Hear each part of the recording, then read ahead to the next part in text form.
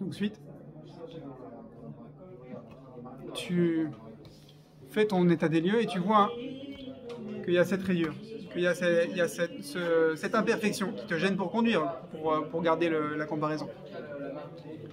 Sauf que dans ton limoud, c'est le remède. Le limoud, il est appelé le tavlin du Yetzer Hara.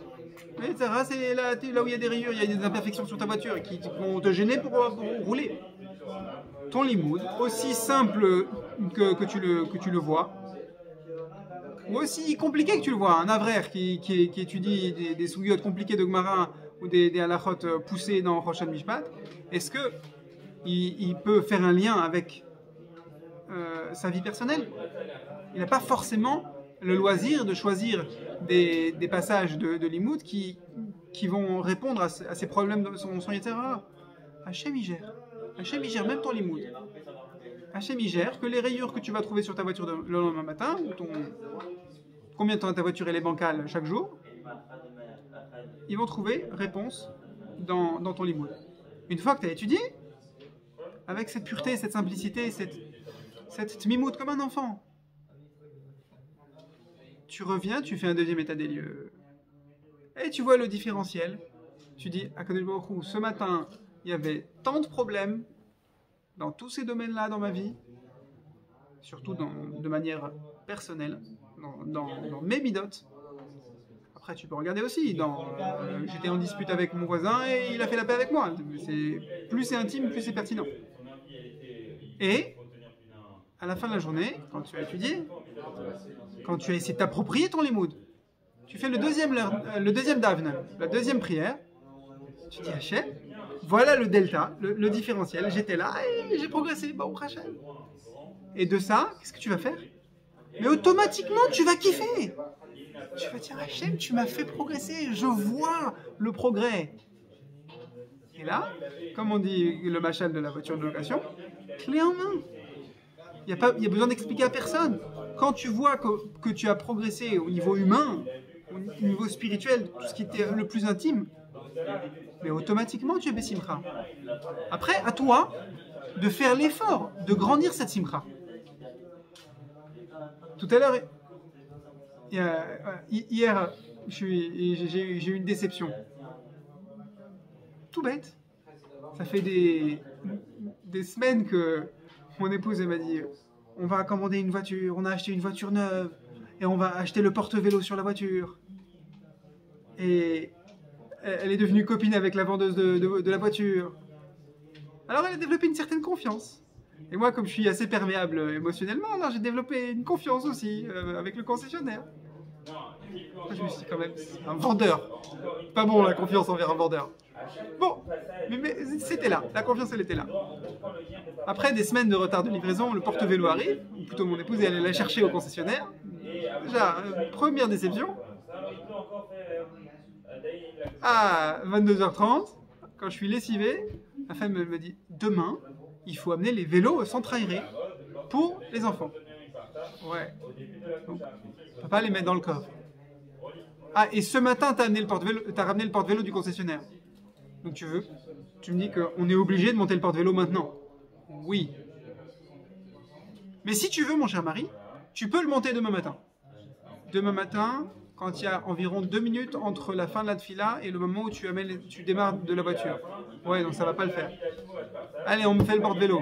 J'ouvre, je défais tous les sacs. J'étale tout devant moi. J'ouvre le mode d'emploi. 1. Je prends la pièce, oui, c'est bon. 2. Prenez l'autre pièce principale. 3. Prenez la première rondelle. Elle n'y est pas. La rondelle numéro XY n'existe pas dans les pièces fournies. Chérie, il n'y a pas la rondelle XY de la 3e étape. Mais si, regarde bien. Non, mais j'ai fait 4 fois que j'ai regardé. Elle n'y est pas. Bon, on regarde ensemble. D'accord, on regarde ensemble. C'est bon, elle n'y est pas. Bon, il est 22h55. Ça va. Je crois que on va mettre les voitures, les roues les vélos dans le coffre. Le lendemain matin, je mets les vélos dans le coffre. Tu te souviens que le vélo du grand, il avait les pneus dégonflés, le guidon qui tourne tout seul déverrouillé et que la chaîne était déraillée. Ah oui, et le frein il marche pas. Tu te souviens? C'est celui-là que tu voulais que notre fils voulait qu'on emmène à l'école? Ça fait beaucoup de déceptions là. Mais c'est Hachem qui a planté tout ça. Très bien. Ok, alors ça me met dans un cadre de quoi? De frustration. Je me suis couché avec une frustration, je me lève avec une nouvelle frustration. Je me dis, franchement, Mordechai, t'aurais pas pu vérifier le vélo la veille? Déjà, Hachem il t'a mis à l'épreuve sur la frustration avec le porte-vélo. Désamorce la mine, quoi. Vérifie si le vélo, il est bien ou pas. Non. Pourquoi? Il a fallu attendre le lendemain soir. Je suis lessivé, je repars après avoir couché les enfants pour aller faire la tfila le plus tard possible à Mincha à Sarcelles. En route, quand je suis encore en train de ruminer tout ce qui s'est passé dans la journée, je me dis, regarde, ça te coûte combien d'être de mauvaise humeur? Il y a une certaine accumulation que Hachem, tu m'as servi, et là je suis de mauvaise humeur. D'accord. Ça te coûterait combien d'être de bonne humeur? Bah tu vois, là je viens de croiser quelqu'un en voiture en allant à Mincha. J'ai cru que c'était un ami à moi, je me suis trompé, c'était pas lui. Mais pendant une demi-seconde, je me suis dit, ces copains-là que j'ai pas vu depuis longtemps, ça m'a mis du baume au cœur. Donc tu vois que la chanson elle est vraie. Il en faut peu pour être heureux, vraiment très peu pour être heureux. Tu es remonté à bloc de frustration, de déception depuis 36 heures. Et là, rien que tu croises quelqu'un que tu n'as pas vu depuis longtemps en voiture, tu n'as même pas le temps de lui dire bonjour. En fait, c'était pas lui. Mais tu as eu un semblant d'espoir et tu es heureux. Tu peux pas invoquer ça, s'il te plaît, Mordechai. Tu es obligé d'attendre qu'Hachem il te serve sur un plateau d'être Bessimcha. Mais non! Fais comme Yosef Hatzadik. Invoque-le. Il en faut peu pour être heureux. Arrête d'attendre que ça se passe. Ton libre arbitre, c'est d'être heureux et dans ta avoda. Tout à l'heure, il y a quelqu'un qu'on ne va pas nommer, c'est intime, qui vient me donner le sidour de Ravarouche. Ça fait juste 4 ans que je me dis, j'aimerais vraiment avoir ce sidour. Et là, quelqu'un, il vient me le sert sur un plateau.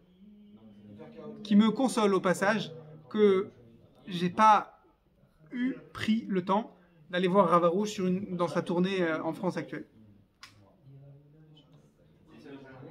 Alors, 2 choses. C'est gratuit, j'ai fait aucun effort d'être Bessimcha, d'avoir ce cadeau. Par contre, là où j'ai fait un effort, je me suis dit, voilà, je vais prendre le sidour et je vais faire un harvit, je vais déchirer. Je vais me plonger dedans à fond dans la mida. C'est harvit de Kippour. Ouais, j'ai fait un harvit magnifique. Mais pourquoi j'ai fait un harvit magnifique? Parce que j'ai dit, Hachem, je veux être content d'avoir reçu le sidour de Ravarouche. Pas juste surfer sur la vague. Je veux grandir le fait, je veux célébrer que je suis fier de moi. Je veux célébrer que je suis content d'avoir attendu ce sidour depuis 4 ou 5 ans. C'est pas pareil. Tu peux célébrer ta simcha sur n'importe quoi. Alors on commence la lettre numéro 49 de Rabbi Nathan à son fils. Parashat Bamidbar. Peut-être on embrayera sur la paracha, la lettre suivante numéro Nun 50, qui est écrite par Parashat Korach. אהובי בני חביבי שיחיה היום קיבלתי מכתבך. Aujourd'hui j'ai reçu ta lettre. והיה לי לנחת גדול מה שזכיתי לקבל מכתבי. J'ai reçu que tu as reçu ma lettre. Parce que j'avais tellement de languissement, j'avais d'un désir tellement grand et un effort, une attente depuis dimanche jusqu'à mercredi, il était dans une tension. Ah, j'essayais de t'envoyer ma lettre. Aujourd'hui, on n'a plus ça.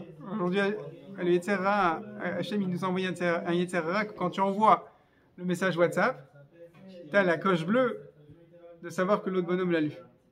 Ah, peut-être, tu sais, il y a des gens, je ne sais pas comment ils font, ils ont une application qui enlève pour savoir pour que l'envoyeur il sache s'ils ont lu le message. C'est très bien. Comme ça, tu restes dans cette tension-là. Est-ce qu'il a lu mon message? C'est délicieux en fait. Rabbi Nathan, il dit c'est quelque chose qui grandit la puissance spirituelle, la puissance émotionnelle de cet échange. Hashem Yitbarach, Izakenu shiyasu devarai roshem bilvavchem. Que Hashem nous fasse mériter que mes paroles que je vous ai envoyées dans la précédente lettre aient un impact, une marque dans vos cœurs. Tu vas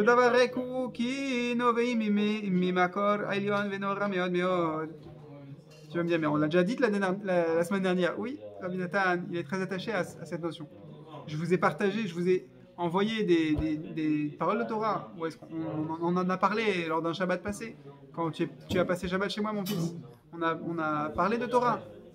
Et il ratson que les paroles de Torah qu'on a échangées, elles aient un impact, qu'elles fassent une trace dans vos cœurs. Dans quelques jours, en moins d'une semaine, ça va être le Yahrzeit de Rabbi Menachem Mendel Schneerson, Ben Rabbi Levi Yitzhak, le 7e Rabbi de Lubavitch.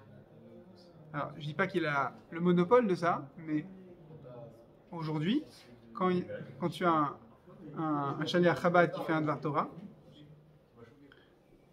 et il me semble, de mémoire, il finit pas le Dvar Torah sans conclure. Et maintenant, on va tous prendre une bonne résolution, une Achlata Tova. C'est la même chose. C'est un Roshem Bilvavchem. Il faut que les paroles de Torah, elles aient un impact. Et de quoi ça dépend? Ça dépend de nous. Ça dépend qu'on prenne ce limoud et qu'on dise maintenant, il faut que ce limoud, il ait un impact sur la voiture que j'ai louée. C'est-à-dire sur le décor qu'Hachem m'a donné aujourd'hui. Et chaque jour, je reprends une Achlata Tova. Chaque jour, je prends des bonnes résolutions. Mais les goïms, c'est une fois par an qu'ils prennent des bonnes résolutions. Parce que nous, on vit chaque jour. Rabbeinu, il dit c'est une unité. C'est la vie, elle se mesure à l'échelle d'une journée. Le corps humain, il peut se diviser en quoi? En cellules microscopiques. Chaque cellule, dedans, il y a ton ADN, il y a toi. C'est unique. On peut te reconstruire avec ton ADN. Et ton ADN, c'est pas celui de ton jumeau. Aujourd'hui, on peut prouver que deux jumeaux parfaitement identiques, ils ont un ADN différent. On va pas faire un cours de biochimique maintenant, mais au prochain, j'en ai mangé. À l'échelle d'un être humain, de la vie d'un juif, c'est quoi une cellule? C'est un jour. Peut-être que pour un non-juif, c'est une année. Je sais pas. Mais Rabbeinu, il a été très clair. L'échelle de vie d'un juif, c'est un jour. Donc chaque jour, au minimum, il faut que tu recommences à prendre dans ton limoud une Achlata Tova. Que tu t'assures qu'il y a un roshem de ton limoud, aussi simple qu'il soit, ou aussi profond et compliqué qu'il soit, dans ton cœur. Pour avancer dans ta vie. Et t'occupe pas que le roshem d'hier, il va rester demain. Ça, c'est garanti. De la même manière, si quelqu'un il a fait un coup de clé sur une carrosserie, ça va rester. A fortiori, dans le spirituel, midato tova meruba midata puranut. Le bien, il est au moins 500 fois plus fort que le mal. Ça veut dire que le roshem, la trace positive sur toi-même, ton limoud sur toi-même, il est garanti qu'il va rester demain. Ok? Donc t'inquiète pas. Tu n'as pas besoin de t'assurer que la Achlata Tova d'hier, qu'elle aura eu une bonne conséquence, un bon effet demain encore. Tu t'occupes d'aujourd'hui. Qui novim. Et en plus, dit Rabbi Nathan, tu dois te souvenir que quand tu étudies, d'où est-ce qu'il vient le limoud? Comme la personne qui a fait la halakha entre Mincha et Arvit tout à l'heure, il a dit quoi? Il a dit, quand on étudie la Torah, on doit se souvenir, c'est pas stam, on n'étudie pas la Torah parce qu'on a le minag d'étudier, nous avons une tradition d'étudier la Torah. Il y a des gens, ils ont une tradition, comme il dit Rav Kremizi chez Ichie, Monsieur le rabbin, moi j'ai le minag tous les matins de prendre un café avant la tfila. Alors, comme les minagim c'est très important, le jour de Kippour aussi, je prends mon café avant Shacharit. Oh, ok. Minhag otiot geinam. Il ne faut pas mépriser les minagim, mais ils ont leurs limites. On ne peut pas étudier la Torah. C'est quoi otiot? Les lettres? Les lettres. On ne peut pas étudier la Torah avec une approche de minhag. C'est que minhag? Non. À four. La Torah, c'est Hiorech Yamenu, c'est la longueur de nos jours. Et la Torah, elle provient d'une source, d'une élévation spirituelle qui est tout simplement inimaginable, indescriptible. On doit avoir conscience de ça quand on étudie la Torah, de cette puissance. Tout à l'heure, j'ai un électronicien qui vient régulièrement dans mon cabinet pour des soins. Et il me manquait un transformateur sur mon ventilateur. J'ai acheté l'année dernière un beau ventilateur oscillant qui fait du froid dans tout le gymnase. Et j'ai un patient qui vient 5 fois par semaine, qui reste environ 1h30, qui fait des exercices, il sue à grosses gouttes. Et je lui dis, monsieur, voilà, regardez, il fait chaud, je vous ai ramené le ventilateur, s'il vous plaît, regardez-le. Et appréciez qu'il est là, parce que j'ai perdu le transformateur, il ne marchera pas aujourd'hui. Je suis désolé. Alors, mon électricien, je lui dis, s'il vous plaît, vous savez comment je peux racheter un transformateur? Parce que j'ai vraiment honte. Le ventilateur, il est là pour faire joli, mais voilà, la température monte. C'est plus supportable. Oui, il faut juste avoir le bon voltage. Qu'est-ce qu'il y a écrit? La Torah, c'est combien de voltage? C'est pas du 24 volts. C'est pas une centrale nucléaire où il y a, je sais pas, du 200 000 volts. Tu n'as pas de chiffre, de nombre pour évaluer combien c'est le voltage de la Torah. L'ampérage, la tension électrique dedans. Il n'y a pas. Ça brûle tout. Et pourtant, tu l'étudies. Ata bikashti. שתשיבני מיד באריכות קצת לבאר לי מה שתוכל לבאר במכתב וקצת מצוות חותנך ז"ל אם מניח איזה חלק בשבילך גם כן יותר מזה אין להאריך. Bon, Rabbi Nathan il a fait une aparté personnelle. Il a dit je t'ai demandé les Bevakasha, s'il vous plaît. Bakasha, une demande. J'ai demandé. Donc je t'ai demandé de me faire un rapport sur ce que ton beau-père t'a fait hériter. Hashem Yitbarach, yichazek levavcha latzet chovat hayom bechol yom vayom. Alors là, on rentre dans le nœud du sujet, le plat du jour. Que Hashem fasse que tu puisses chaque jour accomplir, t'acquitter de ton besoin du jour. Aujourd'hui, tu dois faire quelque chose. Tu te fais une liste de choses à faire. Alors, toi, tu avais fait une liste de choses à faire. Mais Hachem aussi, il a préparé pour toi une liste de choses à faire. Et t'inquiète pas, tu vas arriver au bout. Et il y a des choses que tu te doutais pas. Il fallait que tu rencontres un tel. Il fallait que tu fasses un sourire à telle personne. Ça, tu ne pouvais pas le prévoir sur ta liste de choses à faire. Et par ailleurs, toi, tu avais prévu d'étudier telle chose, tu avais prévu de mettre tel chèque à la banque, tu avais prévu de passer tel coup de téléphone. Et tu n'as pas forcément réussi. Parce que Kadosh Baruch Hu, qu'il avait prévu que tu le fasses pas. Kol asher timtsa yadecha bechochacha la'asot beoto hayom. Livli li'aniach miyom lechavero klal. Le principe que Rabbi Nathan il veut nous faire rentrer bien dans le cœur, c'est que ce que tu as prévu de faire aujourd'hui ne reporte pas. La procrastination, c'est un gros mot chez Breslev. Kacher kvar dibarnu bazeh harbe. Tu vas me dire, oui, mais tu radotes pas un petit peu la Mordechai? Non. Mais si je l'ai dit hier, il faut que je le redise aujourd'hui. C'est ça le principe.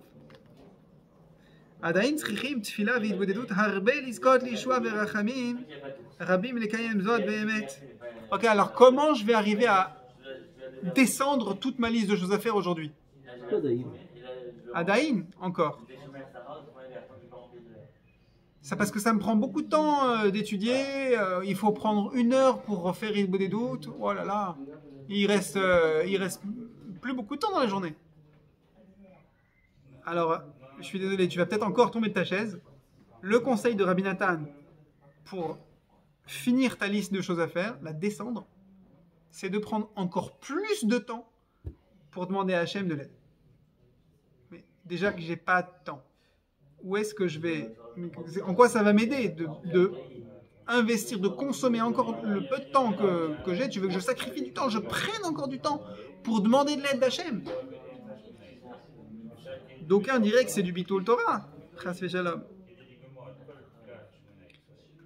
Si tu es venu dans ce monde pour une chose, comme on disait avec notre Chavrou 3, Serge Cohen-Solal, Ravarouche, il a parlé énormément de Mashiach. Ces dernières semaines, est-ce qu'on peut le retrouver? Voilà, Mashiach. Il en parle plus que de la paracha. Alors, pour faire une remarque toute simple, dans les 10 souvenirs qu'on dit tous les jours, il y a le fait que Mashiach il vient. Pardon, dans les 13 attributs, les 13 principes de foi du Rambam. Bon. Et on associe aussi le souvenir de Yerushalayim et le souvenir de quoi? Il ne faut pas tomber dans le Korrivet Semiadi. Mais Akadosh Baruch Hu asu li et achai lazeh.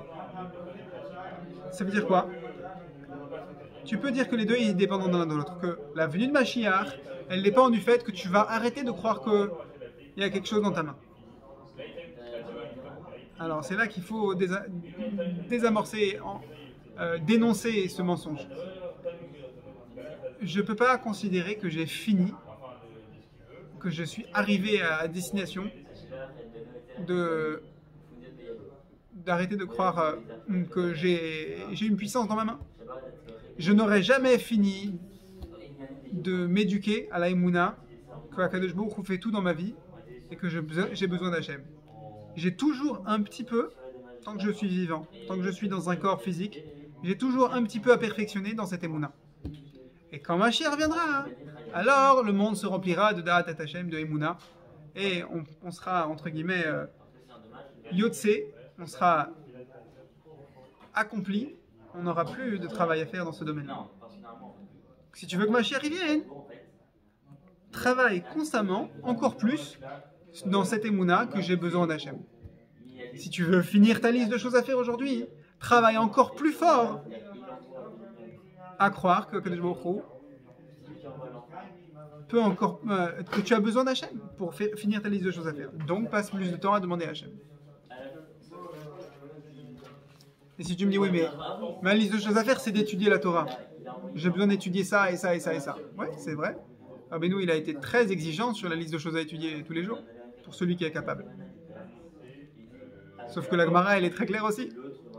Comment est-ce qu'un homme il peut mériter de devenir un Talmid Chacham? Yevakesh Rachamim mimi chez Chachma shelo ve yarbe be'yeshiva. Il faut qu'il fasse les deux.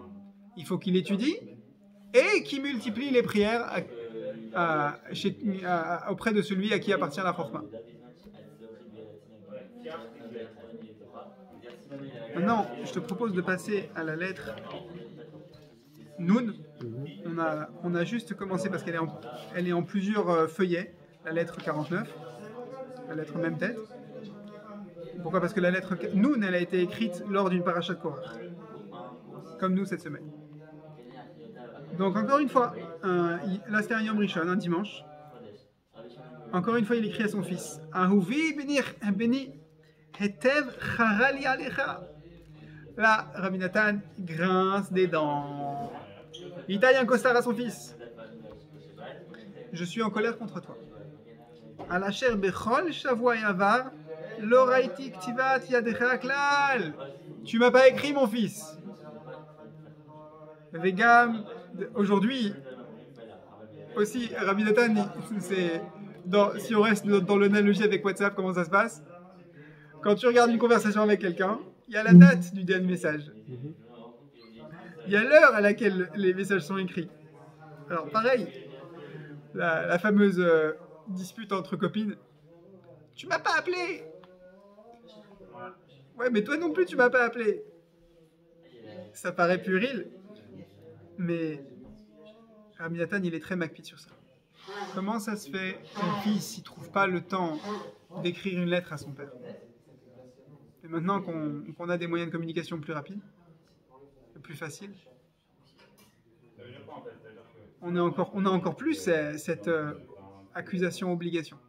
Comment ça se fait qu'on ne trouve pas le temps de communiquer avec nos proches?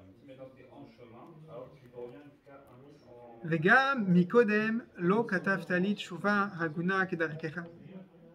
La dernière fois que tu m'as écrit une lettre, c'était pas du niveau de ce que j'attendais. Tu aurais dû m'écrire une meilleure lettre. Tu aurais dû plus ouvrir ton cœur. Tu aurais dû plus faire l'effort d'écrire une lettre longue. C'est pas pour vendre du papier comme les journalistes. Désolé s'il y a des journalistes. C'est prendre le temps d'échanger. Lo yadati mazé ve'al mazé, dixit la Megillat Esther. Alors je sais pas comment ça se fait. D'où ça vient que tu n'as pas écrit une lettre et que même la dernière lettre, elle n'était pas au niveau. Comment ça se fait que tu te charges le dos avec autant de préoccupations?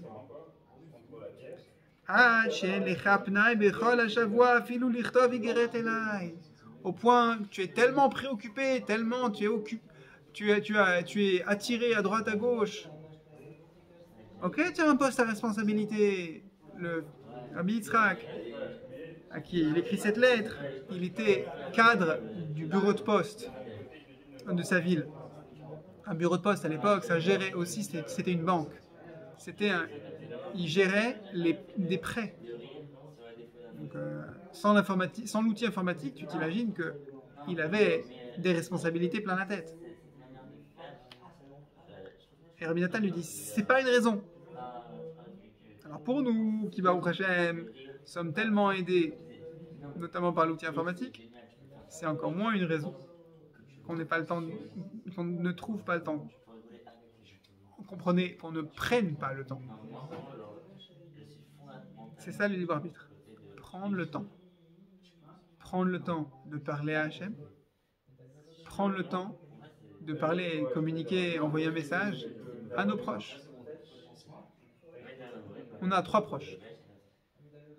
Comme Rav Sadini, Raphaël Sadin Shekhi, il parle souvent de ça. Tu peux, Rav Yechia Ben Shetrit aussi, Baruch Hashem. De la même manière qu'il y a 3 Averot Hamurot chez Yaharek Ve'al Ya'avor, qu'il vaut mieux se laisser tuer que de transgresser. De la même manière, un être humain, il a 3 pôles. Le meurtre, l'interdit de tuer, c'est le prochain. On n'a pas le droit de tuer un prochain. Pourquoi? Parce qu'on a besoin du prochain. Parce qu'on est vitalement dépendant de notre prochain. Donc de nos proches, en premier. On n'a pas le droit de faire d'idolâtrie, parce qu'on dépend d'Akadosh Baruch Hu. Donc on a besoin de lui parler. Et on n'a pas le droit d'avoir des problèmes de relations interdites, de mœurs. Pourquoi? Parce que c'est s'abaisser soi-même. Et on a besoin de se parler à nous-mêmes. On a besoin de prendre un temps de Cheshbon Nefesh. Et on a besoin de prendre un temps de se parler pour nous dire, voilà, bravo Mordechai, Kol HaKavod.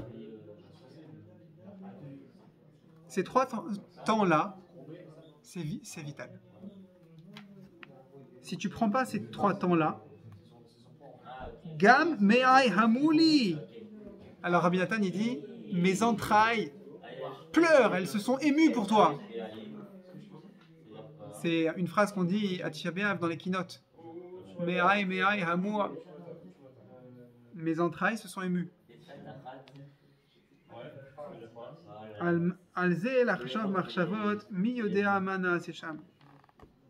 Il s'inquiète pour son fils.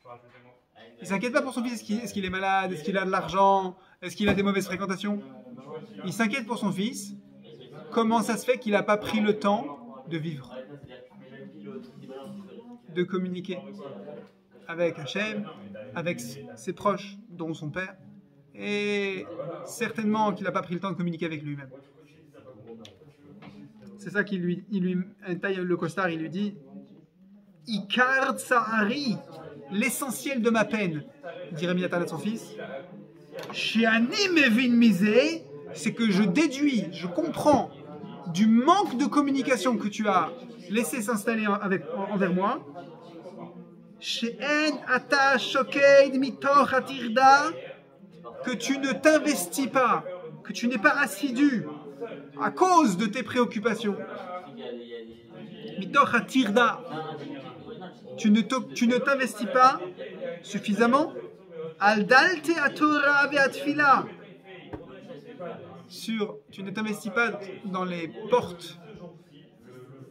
C'est quoi une porte? C'est une ouverture. Donc si tu ne t'investis pas dans les portes, qu'est-ce qu'elle est ta vie? Elle est fermée. Les portes de quoi? De la tfila, la Torah en premier, de la tfila. On sera d'abord jugé après 120 ans sur le fait, ce que on a dit tout à l'heure entre Mincha et Arvit, on sera d'abord jugé sur le fait d'avoir fixé des moments de Torah. Mais par ailleurs, on a besoin de... automatiquement, les moments de tfila, ils sont fixés aussi. C'est parce qu'ils sont fixés qu'ils sont de meilleure qualité. Ka'asher horeticha. Et là où Rabbi Nathan lui taille un costard encore plus, ça, vraiment, c'était cinglant. C'est que Rabbi Nathan dit à son fils, je t'ai enseigné le besoin vital de fixer, de t'accrocher aux portes de la Torah et de la Tfila. Je t'ai transmis cette valeur-là. Je t'ai expliqué combien c'est vital. On le dit dans les brachot du Kriyat Shema. Hi chayenu ve'yorech yamenu. La Tfila, le limoud à Torah. La Tfila elle-même, elle est appelée Chaye Sha'a. Elle est appelée une vie. Elle est appelée du kiff.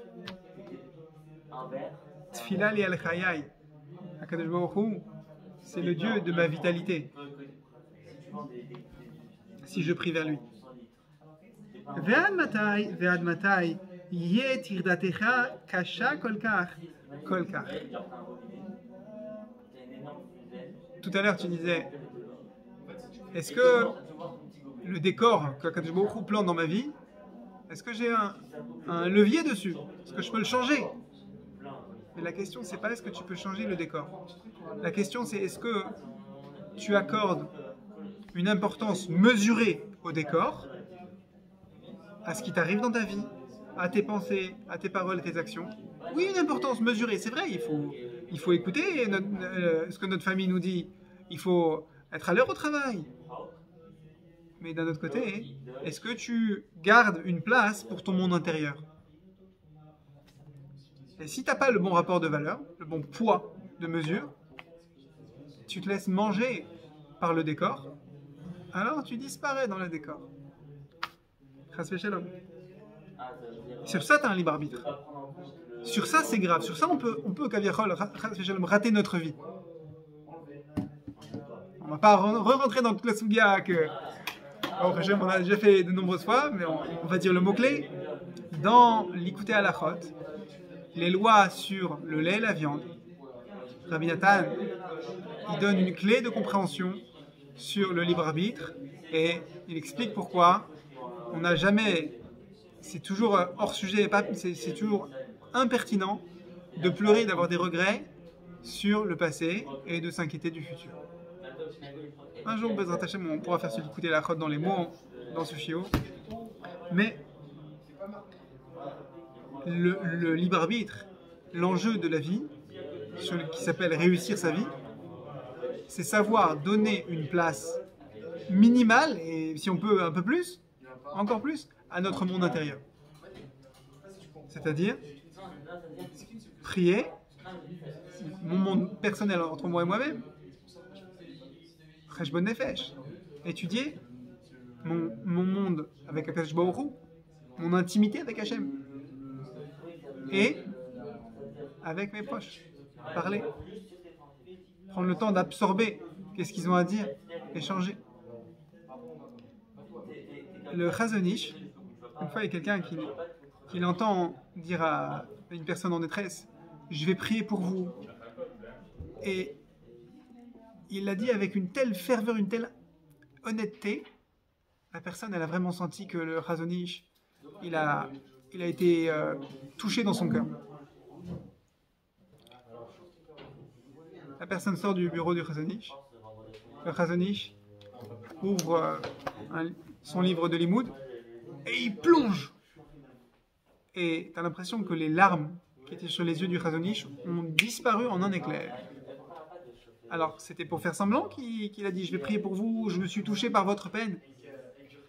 La personne spectatrice de ce revirement demande au Chazon Ish, vous êtes moqué de la personne qui vous a demandé de prier pour elle? J'ai vraiment été touché par sa situation. Et je vais vraiment prier du fond du cœur. Mais comment vous faites maintenant pour passer à autre chose? Ah, ça! C'est parce que dans mon cœur, j'ai des étages. Et la place que j'ai accordée à la peine de l'autre, c'était jusque-là. Mais j'ai encore de la place plus profonde dans mon cœur. Et c'est là que je me réfugie dans mon cœur, encore plus profond pour étudier. Sinon, je me fais manger. On doit connaître les niveaux dans notre cœur.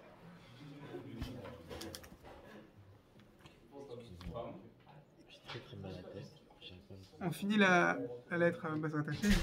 וכבר הזהרתיך הרבה שחלילה ואסור לדחות על יום מחר. C'est interdépendant.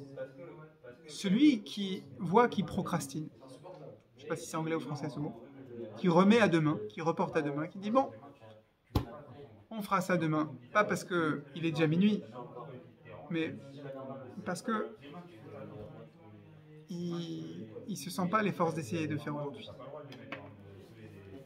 Il reporte à demain. C'est dépendant de cette même chose, de ne pas avoir pris le courage de s'accorder un monde intérieur, de s'accorder le temps de prier, d'étudier et d'échanger avec ses proches. Haïkar, l'essentiel c'est quoi alors? Allez, je suis un débutant dans ça, je ne vais pas réussir à vers 2h demain et à avoir un temps de discussion avec chacun des membres de ma famille et étudier 4 heures demain. Non, je ne vais pas y arriver à devenir accompli en une nuit. Très bien.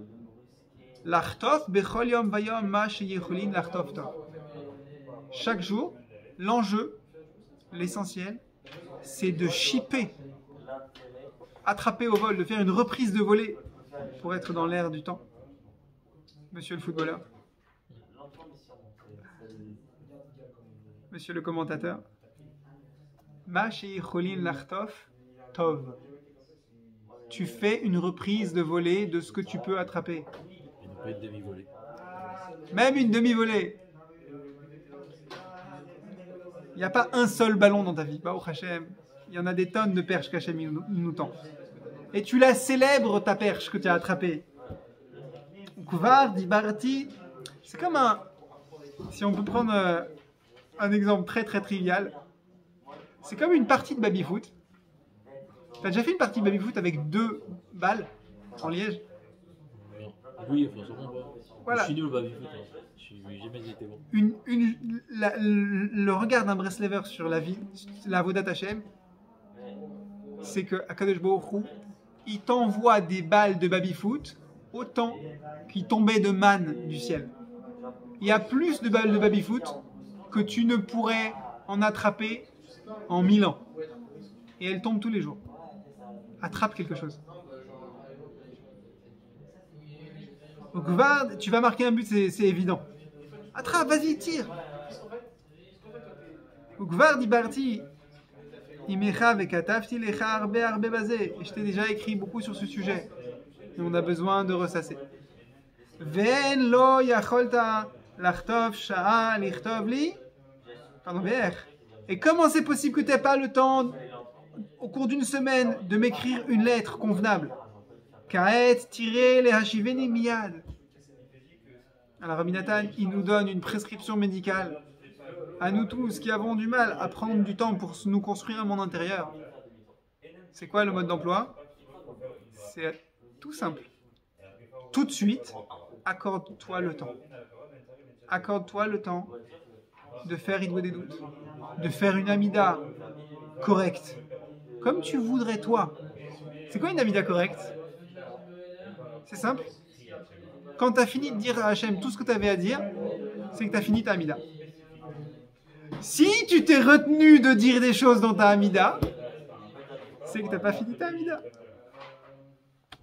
Veaz, c'est halakha lemaaseh. Si quelqu'un il veut faire une amida de Nedava, mettons qu'il ait besoin, il a un safek s'il est quitte, alors il veut faire une amida avec Tnaï Shel Nedava. C'est quoi une amida de Nedava? Alors la halakha, elle dit, si tu peux être, je crois que c'est le tour qui dit ça, si tu peux être mechadesh quelque chose dans ta amida, alors tu peux faire une amida de Nedava, une amida bonus. En plus, Shachrit, Mincha Arvit et bonus. Pas Moussaf, bonus. En plus, en cadeau de la maison. Le tour, il me semble, il dit, et comment c'est possible qu'une personne, elle se pose la question, est-ce qu'elle a quelque chose en plus à demander à Hachem maintenant qu'elle n'avait pas envie de demander il y a 5 minutes?